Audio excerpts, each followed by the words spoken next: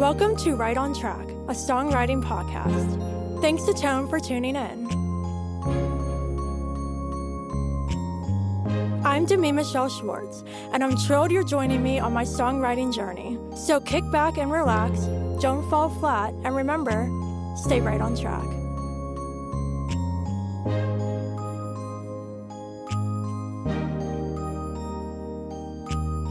Hey everyone, welcome back to Right on Track. Joining me today is a very special guest. Please welcome Lyle Oliver. Hey Lyle.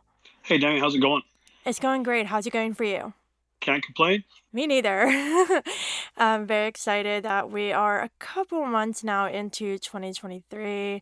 It's mid-February, and I'm very excited to see what the rest of the year has in store for the music industry and what you're doing, what I'm doing. But I'm very excited you're joining me today because we are chatting all about having natural musical talent versus developing craft, and a little bit about your new music. But before we get into all of this, can you share with the listeners a little about yourself and how you got started in music and your journey since then? I was born in Scotland, but I moved to Canada. And I'm living in Thornbury, Ontario. I wrote my first song at 14 years old. And I still remember the title. It was called Soldier for a Day. And my father had always given my sisters and myself the opportunity to play music if we wanted to. And my grandmother had a piano. And I wrote Soldier for a Day on my grandmother's piano. And that was it. Ever since then, I've kept going. That's fantastic. So, from that first song, have you had any musical training or anything when you wrote that song, or was it more of a natural experience? At that time, I was actually taking piano lessons. So I was actually getting trained on the piano. And I was doing mostly classical stuff at that time. But, I really found that I really wanted to be a pop songwriter. And I just wrote that song just on my own, just after taking some lessons for a while. That's awesome. I feel like we have an interesting comparison because from age 10, I took piano lessons, and when I was in college, I studied classical. And so I think just from having a piano background and having a talent for piano from a young age without much education or training at the time when I started to play, I think that kind of evolved into my songwriting. And so it's interesting how we both kind of started with those piano lessons and evolved into writing songs. So I'm excited to dive deeper into our chat about having talent versus developing craft. And we have a great quote by Chris Martin. So can you read that? Sure, be happy to. For people who write songs, it's a gift you're given. You become good at it, the craft, but you're given a gift. So what does this mean to you? I actually couldn't agree with this more because I'll tell you, I've been involved in music for a long time, and I played around really, really, really phenomenal musicians who are way more technically gifted than I am, but they can't write a song. And I will also say that even my better songs, they tend to be something that almost come to you spontaneously as opposed to actually trying to really, really force a song. Absolutely. I love this quote because I definitely believe that any kind of art is a gift, whether that be writing music, being a painter, being in acting and having great storytelling skills and taking on roles in theater, like whatever it is, if you have some kind of artistic talent, I think that's something you are born with. But I also believe that if anybody wants to pursue an art form, you have the ability to develop those skills. But there is definitely a difference between natural talent and craft. And with this quote, I think that you have to work at your songwriting. Like, I discovered when I was in college that I was writing songs without being taught about writing contemporary music or reading many books on the subject. Like, I just, listened to a lot of music and found in me that I had the ability to write songs. Does that mean my songs were good at the beginning? No, I had to work at that talent and develop my craft. And so I think that it's an interesting balance because if you're given an art talent and you're born with an art talent, that doesn't mean that you are born with all of the skills necessary to be good at that art form. 100%. My songwriting has developed over many years. And, one of the things that I used to always find is songwriting is so personal. Okay. And you put your heart and your soul into your songwriting, and you think everything you write is good. And in the heat of the moment when you're creating songs and that, you think it's fantastic. But what I found helped me was, I would record things, and then what I would do is I'd step away and I'd go back a week or 2 weeks later, and you go, that's not really that good, Lyle. But at that time, you're convincing yourself it's fantastic. So you do have to hone your craft, and basically, but you still have to have, I believe, it's to your benefit to have a gift as well. Absolutely. And I really like how you mentioned how songwriting is personal. It definitely is. And I think that even the most gifted singers in terms of technique. Like, I don't consider myself the best singer. I went to music school with way better singers than me, some better pianists than me, and just because I wasn't the most technically skilled musician, that doesn't mean that I didn't have artistic talent that maybe some of them didn't.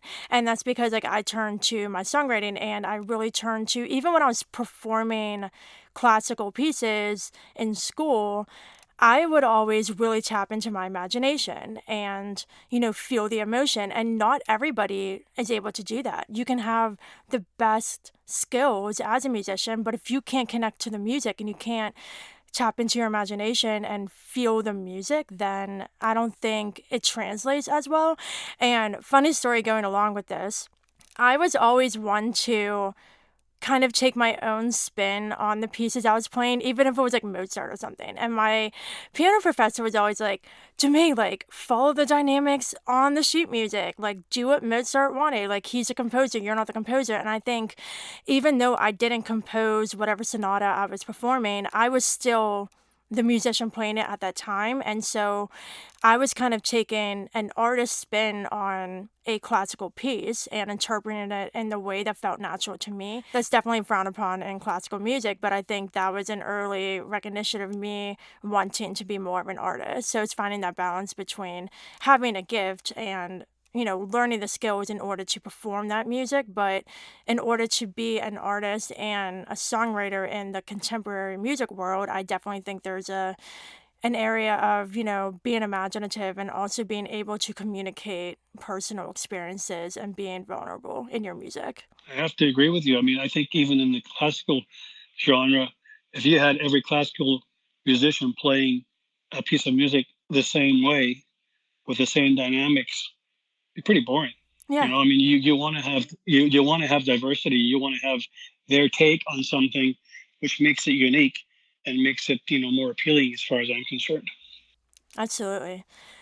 So, in terms of developing craft, which is super important as we've discussed, you can have the best storytelling skills. You could have these melodies going all in your head all the time.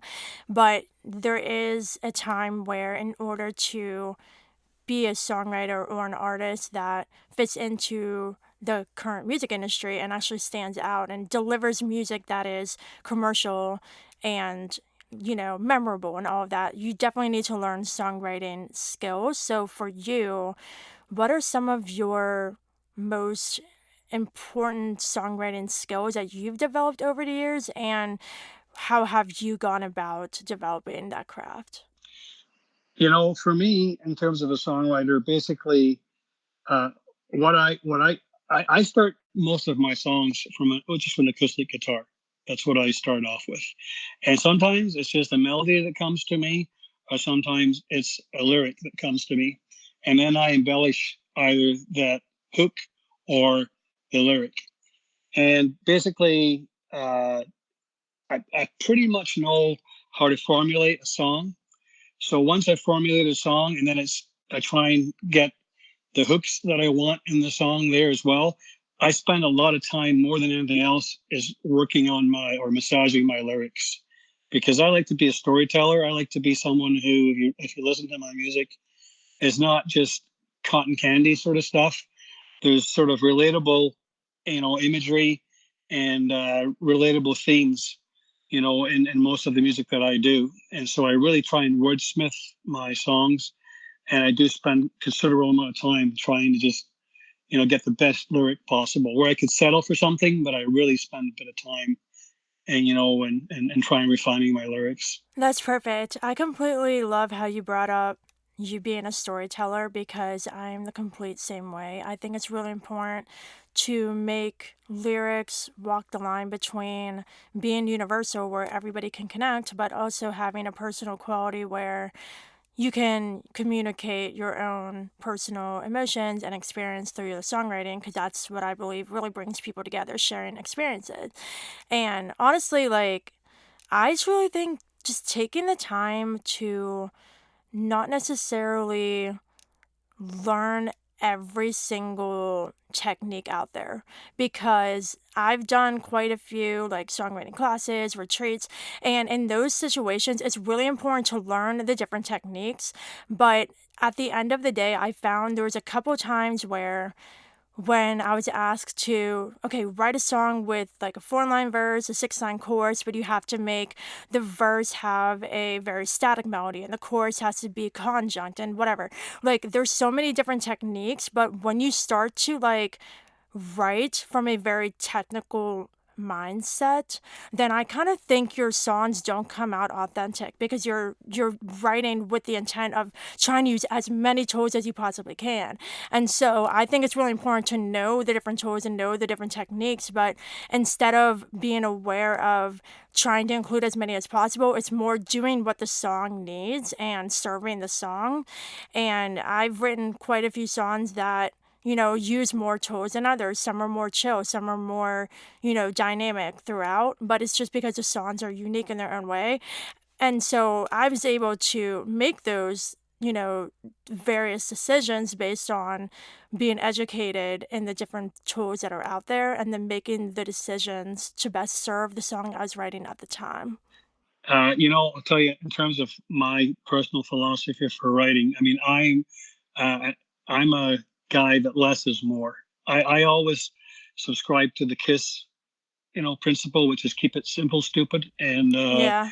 I think about from an audience. I think from an audience standpoint, um, the general public really, for the most part, just want to have something that gets catchy and gets into their heads and something they can sing along to. Like I've written a new song called Jealousy, which is so simple, but it's such a great song. And it's just, in my opinion, and it's just with acoustic guitar and vocal. And you know what? I was talking to a friend of mine the other day. He said, what y'all going to add? I think I'm actually going to release this just as an acoustic version of the song first, because it is such a hooky, catchy song that in a really, really good song, when you strip everything all down to a song, and as a producer, I know that, if I give my song to 10 different producers, that song's going to turn out differently from each one. Absolutely. But, but you know what? Some of it can be good. Some of it can not be what I want it to be. And some of it can be more complicated. Some can be simpler. And the bottom line is if you have a really good song, that song will be strong if you just sit with a person, guy or girl, singing it an acoustic guitar or a simple playing a piano. And if you've got it sounds amazing just with that, you're onto something because that's the basic canvas for the song. And basically what happens is production is basically painting all the different colors into the song. That's what that's basically doing. So I'm not one that really tries to be overindulgent. I don't really try and prescribe to have any formulas like that I want. I don't, first of all, I want to clarify something here. Demi, with all due respect, I don't want to sound like anybody else. I Yeah. actually want to be, I want to be Lyle Oliver. That's what I Mm-hmm. want to be. I want people to like my stuff. I want it to be unique. I want it to be different. I also want to write what I want to write when I want to write in terms of basically like the songs that I do with Mladen, totally different from my solo stuff. But that's what I want to do. Like I want to have my own thing and do something else. I don't want someone telling me that I have to sound like every country artist out there. You know, Yeah. that's not what I want to do.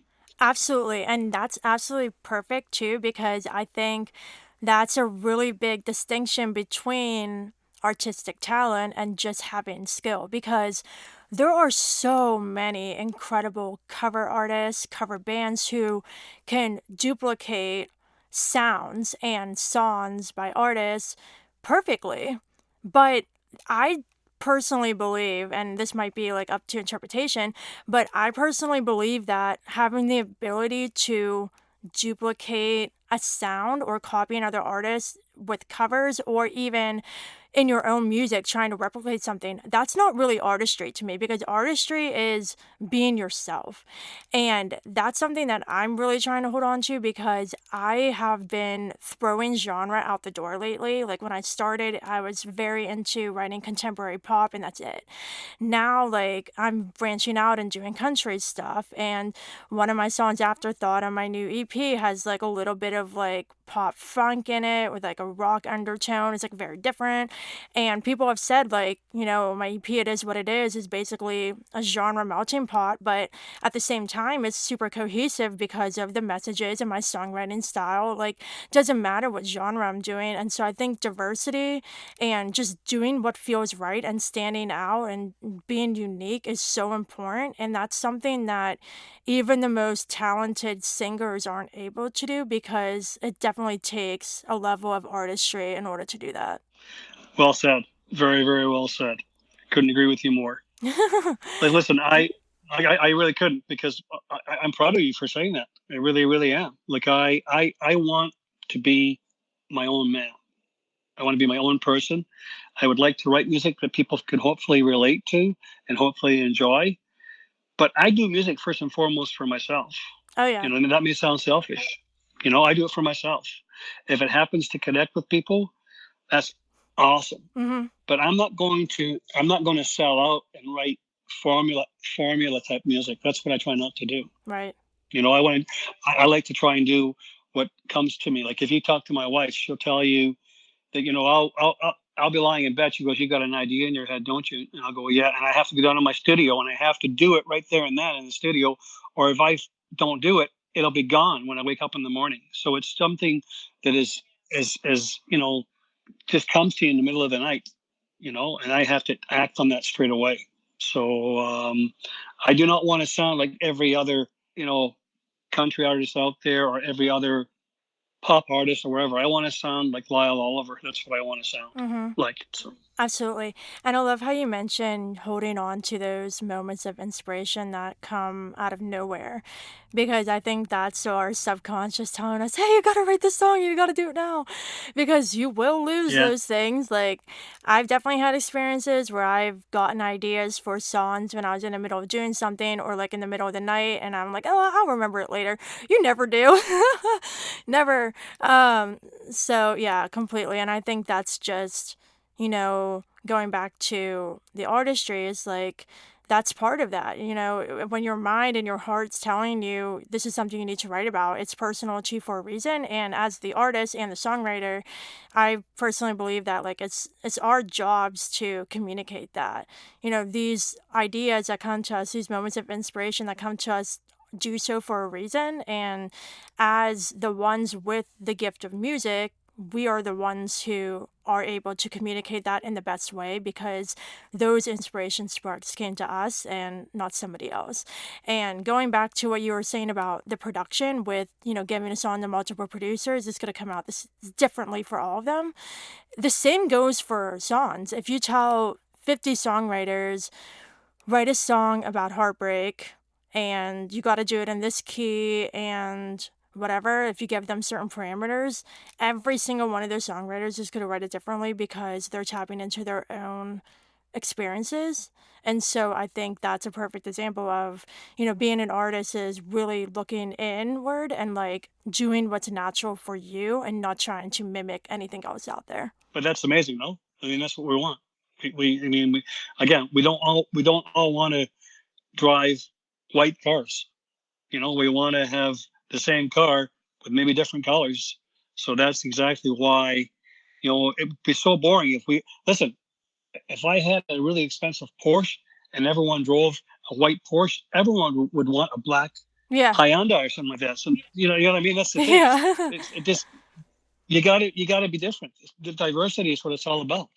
Absolutely. So, just to kind of wrap up this part of our chat before we dive into talking about your music, there is definitely a journey of finding yourself as an artist. And I truly believe, like, because songwriting is such a vulnerable art form, it's always evolving as we grow and change as people.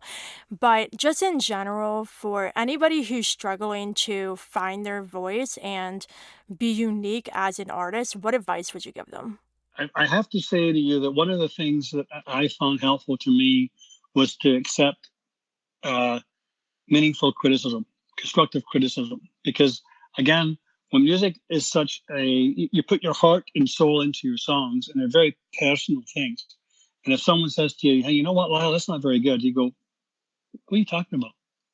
That's awesome. And then you have to realize, like again, that's where it led to me to start stepping back and taking some criticism and then growing from that.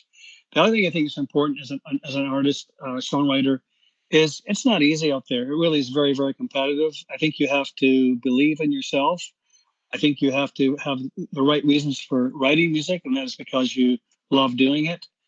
And you just go along and see what happens. And, you don't put too much pressure on yourself and just stay the course and keep writing the best songs you can. And whatever happens, happens. Perfect. I love that so much. And one thing I want to tap on is that we were talking a lot about not trying to be like anybody else. And I think it's okay and it's definitely important to have inspirations. Like I tell everybody, like I am very inspired by Julia Michaels, Taylor Swift, and Kelsey Ballerini. Those are my three main inspirations. But am I trying to sound like Julia? No. Am I trying to sound like Taylor? No. I'm not trying to sound like Kelsey either. And I think it's really important when you recognize your musical influences and the songs that you like because that will tell you stuff about yourself. And just from a listener standpoint, you talked earlier about like just doing what the song needs and keeping it simple if that's the way it needs to be and just making sure the listeners can relate.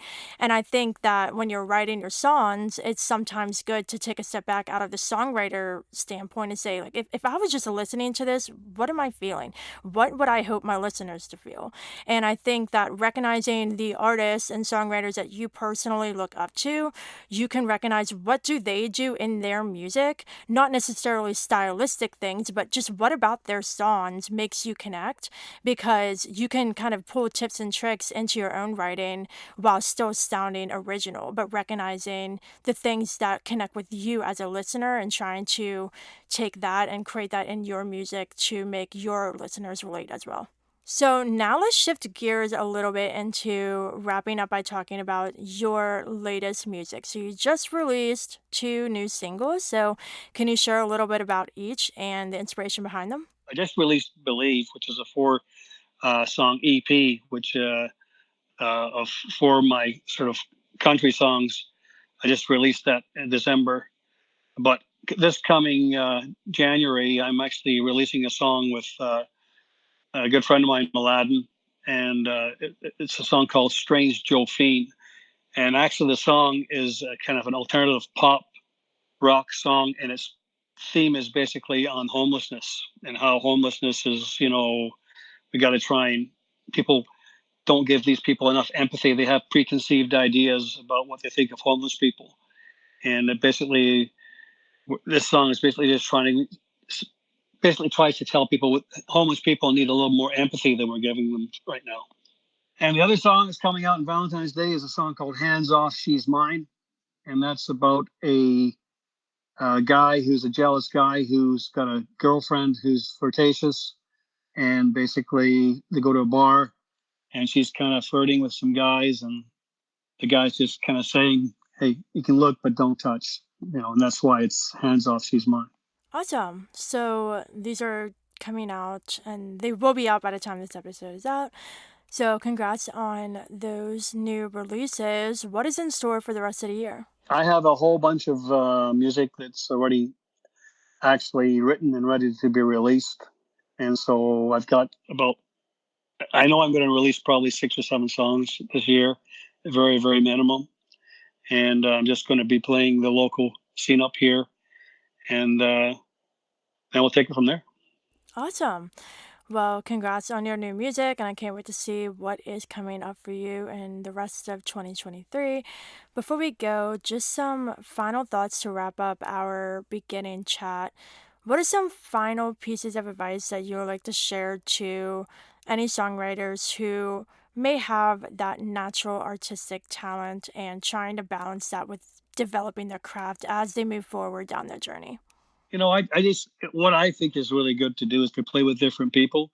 When you get yourself surrounded by a lot of other talented natural songwriters, they can bring things to the table to you that you may never think of yourself.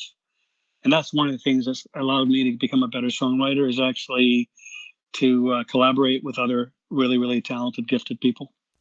Perfect. Well, Lyle, it was lovely having you on. Can you share with everyone where they can connect with you online, check out your website, and also your music?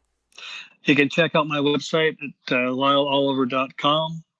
You can check me on Instagram at Lyle Oliver Music.